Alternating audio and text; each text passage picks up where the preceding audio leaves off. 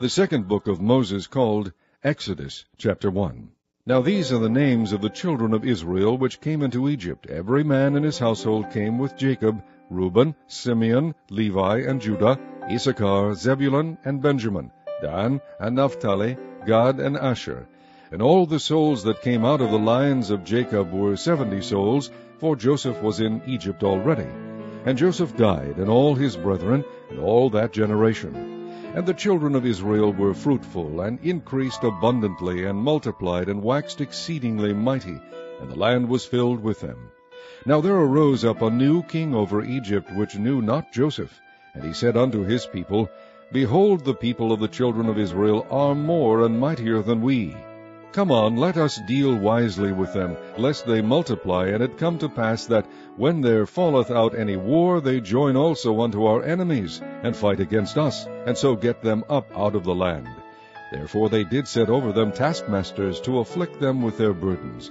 And they built for Pharaoh treasure cities, Pithom and Ramses. But the more they afflicted them, the more they multiplied and grew, and they were grieved because of the children of Israel. And the Egyptians made the children of Israel to serve with rigor, and they made their lives bitter with hard bondage in mortar and in brick, and in all manner of service in the field. All their service wherein they made them serve was with rigor. And the king of Egypt spake to the Hebrew midwives, of which the name of the one was Shiphrah, and the name of the other Puah. And he said, When ye do the office of a midwife to the Hebrew women, and see them upon the stools, if it be a son, then ye shall kill him, but if it be a daughter, then she shall live.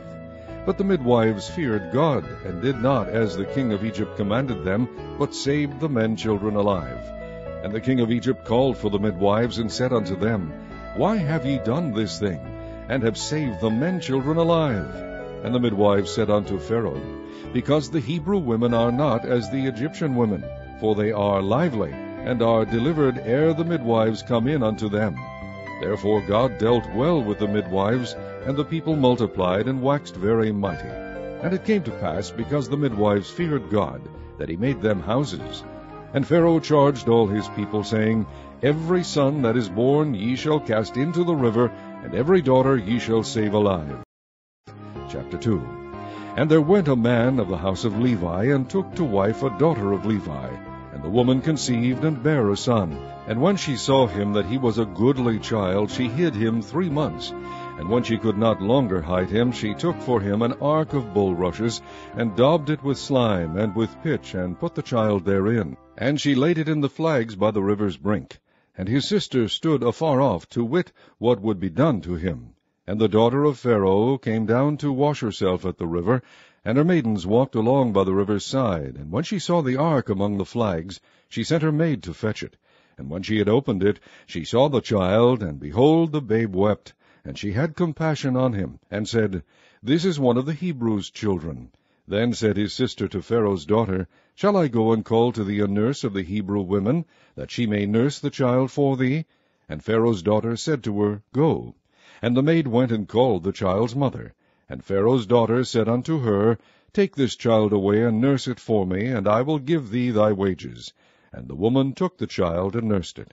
And the child grew, and she brought him unto Pharaoh's daughter, and he became her son. And she called his name Moses. And she said, Because I drew him out of the water. And it came to pass in those days, when Moses was grown, that he went out unto his brethren, and looked on their burdens, and he spied an Egyptian smiting an Hebrew, one of his brethren. And he looked this way and that way, and when he saw that there was no man, he slew the Egyptian, and hid him in the sand. And when he went out the second day, behold, 2 men of the Hebrews strove together. And he said to him that did the wrong, Wherefore smitest thou thy fellow? And he said, Who made thee a prince and a judge over us? Intendest thou to kill me, as thou killest the Egyptian? And Moses feared, and said, Surely this thing is known. Now when Pharaoh heard this thing, he sought to slay Moses. But Moses fled from the face of Pharaoh, and dwelt in the land of Midian. And he sat down by a well. Now the priest of Midian had 7 daughters, and they came and drew water, and filled the troughs to water their father's flock. And the shepherds came and drove them away, but Moses stood up and helped them, and watered their flock. And when they came to Reuel their father, he said, How is it that ye are come so soon today? And they said, An Egyptian delivered us out of the hand of the shepherds, and also drew water enough for us, and watered the flock. And he said unto his daughters, And where is he? Why is it that ye have left the man? Call him, that he may eat bread. And Moses was content to dwell with the man. And he gave Moses Zipporah his daughter, and she bare him a son, and he called his name Gershom, for he said, I have been a stranger in a strange land. And it came to pass in process of time that the king of Egypt died, and the children of Israel sighted by reason of the bondage, and they cried, and their cry came up unto God by reason of the bondage. And God heard their groaning, and God remembered his covenant with Abraham, with Isaac, and with Jacob. And God looked upon the children of Israel, and God had respect unto them. Chapter 3. Now Moses kept the flock of Jethro his father-in-law, the priest of Midian, and he led the flock to the backside of the desert, and came to the mountain of God, even to Horeb. And the angel of the Lord appeared unto him in a flame of fire out of the midst of a bush. And he looked, and behold, the bush burned with fire, and the bush was not consumed. And Moses said, I will now turn aside, and see this great sight, why the bush is not burnt. And when the Lord saw that he turned aside to see, God called unto him out of the midst of the bush, and said, Moses, Moses. And he said, Here am I. And he said, Draw not nigh hither, put off thy shoes from off thy feet, for the place whereon thou standest is holy ground. Moreover he said, I am the God of thy father, the God of Abraham, the God of Isaac, and the God of Jacob. And Moses hid his face, for he was afraid to look upon God. And the Lord said, I have surely seen the affliction of my people which are in Egypt, and have heard their cry by reason of their taskmasters, for I know their sorrows.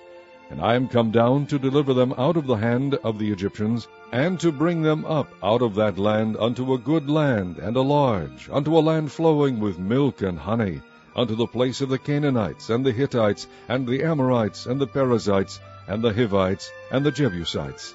Now therefore, behold, the cry of the children of Israel is come unto me, and I have also seen the oppression wherewith the Egyptians oppress them. Come now therefore, and I will send thee unto Pharaoh, that thou mayest bring forth my people, the children of Israel, out of Egypt. And Moses said unto God, Who am I, that I should go unto Pharaoh, and that I should bring forth the children of Israel out of Egypt? And he said, Certainly I will be with thee, and this shall be a token unto thee, that I have sent thee. When thou hast brought forth the people out of Egypt, ye shall serve God upon this mountain. And Moses said unto God, Behold, when I come unto the children of Israel, and shall say unto them, The God of your fathers hath sent me unto you, and they shall say to me, What is his name? What shall I say unto them?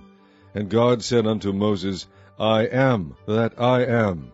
And he said, Thus shalt thou say unto the children of Israel, I am hath sent me unto you. And God said moreover unto Moses, Thus shalt thou say unto the children of Israel, The Lord God of your fathers, the God of Abraham, the God of Isaac, and the God of Jacob, hath sent me unto you. This is my name forever, and this is my memorial unto all generations. Go and gather the elders of Israel together, and say unto them, The Lord God of your fathers, the God of Abraham, of Isaac, and of Jacob, appeared unto me, saying, I have surely visited you, and seen that which is done to you in Egypt. And I have said, I will bring you up out of the affliction of Egypt unto the land of the Canaanites, and the Hittites, and the Amorites, and the Perizzites, and the Hivites, and the Jebusites, unto a land flowing with milk and honey. And they shall hearken to thy voice, and thou shalt come, thou and the elders of Egypt, unto the king of Egypt, and ye shall say unto him, The Lord God of the Hebrews hath met with us. And now let us go, we beseech thee, 3 days' journey into the wilderness, that we may sacrifice to the Lord our God. And I am sure that the king of Egypt will not let you go, no, not by a mighty hand. And I will stretch out my hand, and smite Egypt with all my wonders, which I will do in the midst thereof, and after that he will let you go. And I will give this people favor in the sight of the Egyptians. And it shall come to pass that when ye go, ye shall not go empty.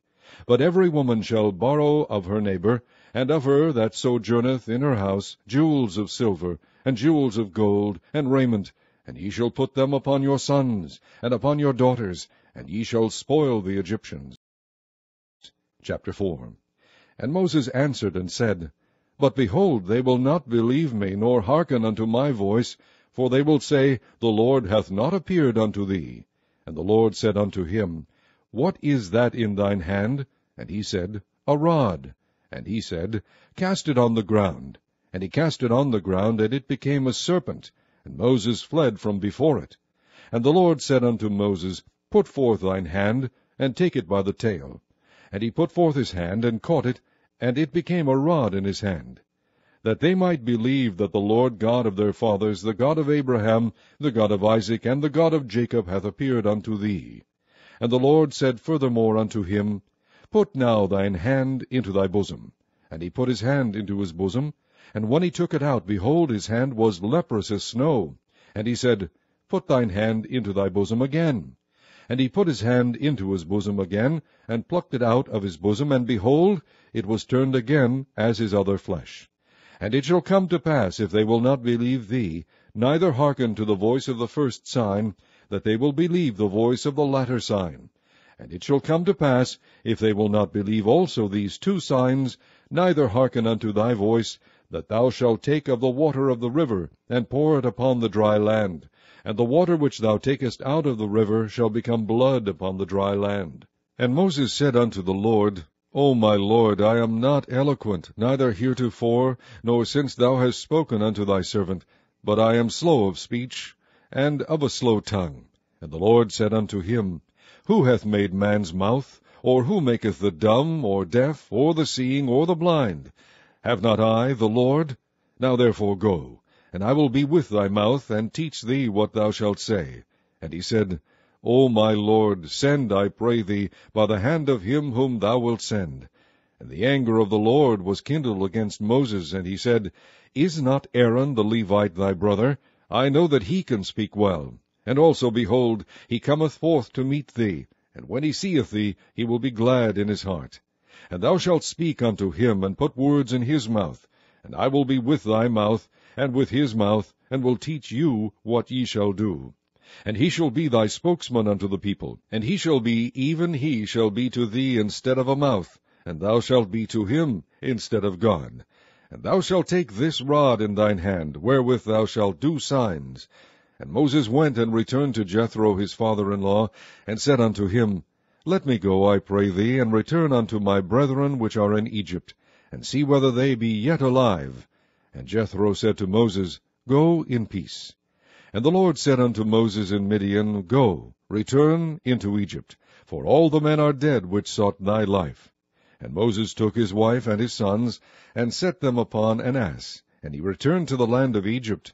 And Moses took the rod of God in his hand. And the Lord said unto Moses, When thou goest to return into Egypt, see that thou do all those wonders before Pharaoh which I have put in thine hand. But I will harden his heart, that he shall not let the people go. And thou shalt say unto Pharaoh, Thus saith the Lord, Israel is my son, even my firstborn. And I say unto thee, Let my son go, that he may serve me. And if thou refuse to let him go, behold, I will slay thy son, even thy firstborn. And it came to pass by the way in the inn, that the Lord met him, and sought to kill him. Then Zipporah took a sharp stone, and cut off the foreskin of her son, and cast it at his feet, and said, Surely a bloody husband art thou to me. So he let him go. Then she said, A bloody husband thou art, because of the circumcision. And the Lord said to Aaron, Go into the wilderness to meet Moses. And he went and met him in the mount of God, and kissed him.